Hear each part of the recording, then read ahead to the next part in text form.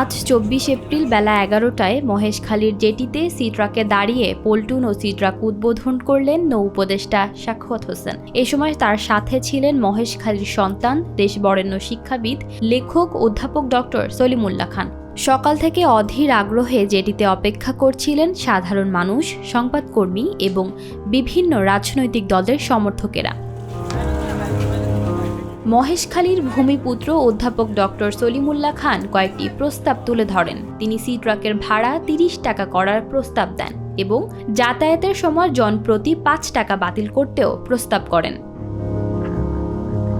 নৌ উপদেষ্টা বলেন, ইজাদারদের সিন্ডিকেটের কারণে এতদিন এই ঘাটে কোনো সেবামূলক কাজ করা যায়নি। মাফিয়া চক্রের কারণে আমার ৮ মাস লেগেছে আপনার এখানে আসার জন্য। এখন পর্যন্ত আপনারা যেটা বলছেন, আমাকে বললেন যে আমরা যেটি থেকে চালানোর কথা ৬ নম্বর যেটা, সেটা আমরা ড্রেজিং করতে পারছি না। আমরা ড্রেজার কিন্তু তৈরি আছে, ড্রেজ করতে পারছি না, কারণ ওখানে ড্রেজার ম্যাটেরিয়াল যেখানে ফেলবো সেইটা মামলা করে ফেলছি। এবং মামলাতে স্টে অর্ডার আছে, আমি অলরেডি বলেছি যে আমরা অ্যাটর্নি জেনারেলের সাথে আলাপ করে স্টে অর্ডার ভ্যাকেট করবো। মুশকিলটা হলো, আমরা বর্তমানে মনে কিছু করি না, আমার বাড়ি বরিশাল এবং এই অঞ্চলের লোক মামলাবাজ, কিছু হলেই মামলা। আমি নিজে বক্তব্য দিই, কাঁঠাল গাছ ছিল বলে এটা এখানে অনেক ইউনিট আমরা ইলেকশন করতে পারি। কাঁঠাল গাছ কার, এই ইউনিট না ওই ইউনিট, মামলা ১৭ বছর ধরে মামলা চলছে, ইলেকশন হয়নি। তারপরে আমাদের অনেক কষ্ট করে ভ্যাকেট করা। এইখানে প্রথম ঘাটের জন্য যখন বললাম, এখানে বলে জেলা পরিষদের মামলা, জেলা পরিষদ থেকে ছুটে এলাম, তারপর বলে ইজারাদার মামলা। এখন ইজারাদারও মামলা করছে। আমরা যে সমস্ত জায়গায় এই ইজারার যে চক্র এটা ভাঙতে যাচ্ছি, তারা যে মামলা করে দিচ্ছে, এখানে না অন্যান্য জায়গায়।